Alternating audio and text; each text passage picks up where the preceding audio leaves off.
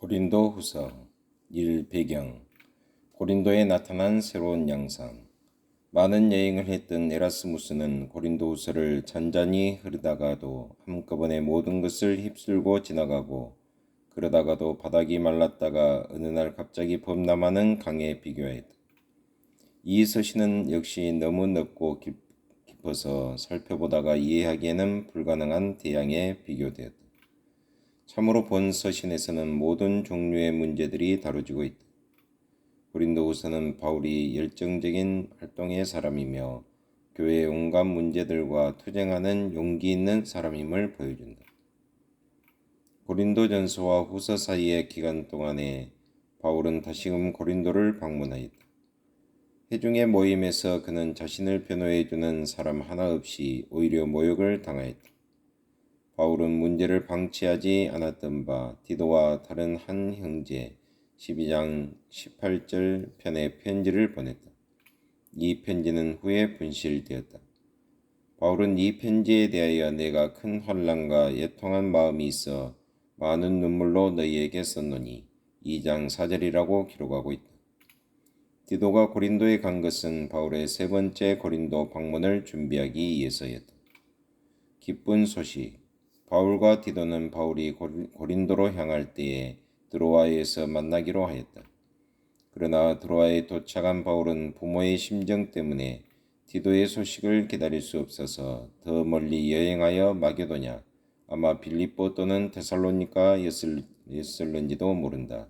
에서 디도를 만났다. 디도는 바울에게 기쁜 소식을 가져다 주었다.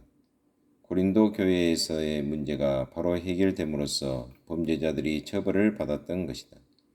2장 6절 12절 이하, 7장 5절 이하.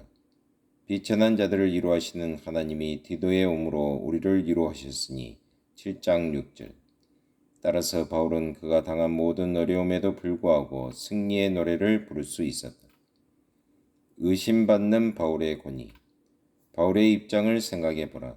그는 고린도 교회의 창설자여 그 교회를 위하여 개인적으로 많은 희생을 치렀다. 이미 고린도전서를 통하여 우리는 고린도에 얼마나 큰 혼란과 교만이 팽배하고 있었는지 살펴보았다. 그것은 결코 고린도인들이 바울을 대단치 않게 생각한다는 사실을 말해준다. 고린도인들은 바울이 훌륭한 편지를 쓰는 법을 알고 있지만 언변은 부족한 사람이라는 것을 부인하지 않았다. 바울에게 대적하는 자들 중 대부분이 바울은 자신의 계획을 즉시 변경하고서 말을 둘러댄다고 비난하면서 사실상 그가 고린도 교회를 속이고 있다고 주장하였다. 남을 중상하는 거짓말은 사람들의 뇌리에 오래남아 좀채 없어지지 않는다. 사람들이 바울의 등 뒤에서 그를 험담할 때 바울의 사도적 권위는 침해되었다. 바울이 변명을 하지 않을 수 없었던 이유가 바로 여기에 있다. 문제가 되었던 것은 바울 개인이 아니라 그가 선포한 말씀이었기 때문이다. 하나님은 미쁘시니 우리가 너희에게 한 말은 예하고 아니라 함이 없노라. 1장 18절. 하나님의 말씀을 공격함. 바울이 하나님의 말씀을 위하여 자신의 계획을 변경했을 때 그가 불성실하다고 비난했던 자들은 실제로 하나님과 그의 말씀을 공격하고 있었다.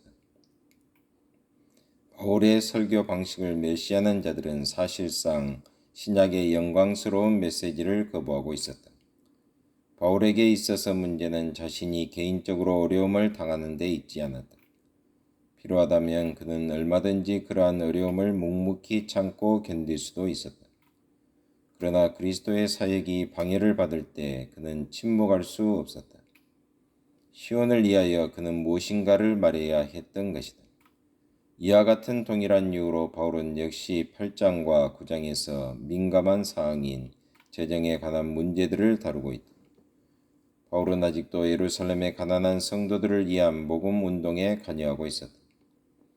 고린도후서의 마지막 4장, 어떤 사람들은 이것을 2장 4절에서 언급되고 있는 분실된 눈물의 서신이라고 생각한다. 에서의 바울은 지극히 큰 사도들을 대적하기에 합당한 자신의 직무를 변호했다. 이른바 지극히 큰 사도들이라는 사람들은 고린도에 침입하여 온갖 속임수로 사람들을 유혹함으로써 바울을 멸시하도록 만들었다. 이러한 거짓 사도들은 고린도의 그리스도인들을 위협하고 바울의 권위와 말씀의 신빙성을 공격하였다. 적극적인 반응. 여러분은 이상의 예로 든 9절 1장 18절에서 아름다움을 볼 수 있는가? 바울은 언쟁과 자기의 및 부정적인 말에 먹이로 전락되지 않았다. 그는 악을 선으로 이기며 그들의 비난을 적극적으로 이용하여 그리스도를 전파하고 하나님의 은혜의 영광과 구속사에 대해 말했던 것이다. 이 모든 어두운 구름과 의심들에 맞서서 바울은 그리스도 안에서 하나님의 분명한 의와 신약의 영광스러운 메시지 및 사도들의 선포의 능력 그리고 하나님의 은혜의 충족성을 지적하였다. 이러한 과정을 통하여 바울이 주님의 권능 안에 있는 승리자로 나타난다. 우리는 바울의 서신들이 너무 어렵다고 불평해서는 안 된다. 오히려 우리는 그 서신들 가운데 나타난 투쟁과 승리를 붙잡아야 한다.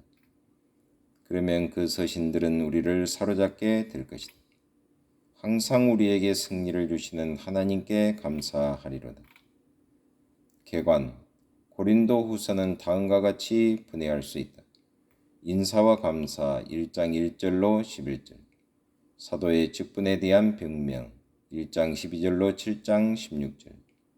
예루살렘 성도들을 위한 복음 운동을 권면한 8장 9장. 거짓 사도들의 정체를 드러냄 10에서 12장. 공고 및 결론 13장.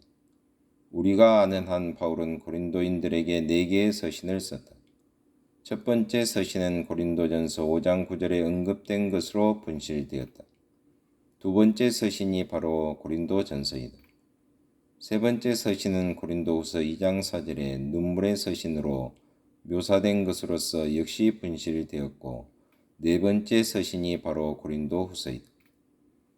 찬양과 위로. 고린도후서는 하나님의 뜻으로 말미암아 그리스도 예수의 사도된 바울이라는 구절로 시작된다. 바울은 의미심장한 표현들을 사용하여 먼저 자신의 사도적 권위를 인식시키고 있다. 고린도후서 전체를 통하여 바울의 사도적 직분이 여러 차례 언급되고 있다. 바울은 또한 고린도 사람들이 잘 알고 있던 디모데에게 보내는 편지 속에서도 아가야에 있는 성도들에게 문안 인사를 하고 있다. 물론 바울의 의도는 아가야에 있는 성도들도 자신의 편지를 읽도록 하는 것이었다. 그 서신의 본문에서 고린도인들을 향하여 심히 근심하며 준열한 책망을 할 망정 바울은 우선 하나님을 찬양하는 것으로 그 서두를 시작하고 있다. 우리는 바울이 위로라는 말을 자주 사용하는 것을 볼 수 있다. 아시아, 에베소 지방에서 주님은 많은 혼란과 위험으로부터 바울을 구원해 주셨던 것이다. 그러므로 바울은 자신의 장래에 대한 두려움이 없었다. 왜냐하면 모든 위로에 하나님께서 건져주실 것이기 때문이다. 하나님 아버지 참으로 감사합니다. 오늘은 고린도 후서에 대해서 배우게 하심을 참으로 감사합니다. 고린도 후서에 나타난 하나님의 경륜을 찬양하며 더욱더 배움에 열중하는 학생으로서의 본분을 인식하는 하루가 되게 하여 주옵소서. 예수 그리스도의 이름으로 기도하옵나이다. 아멘.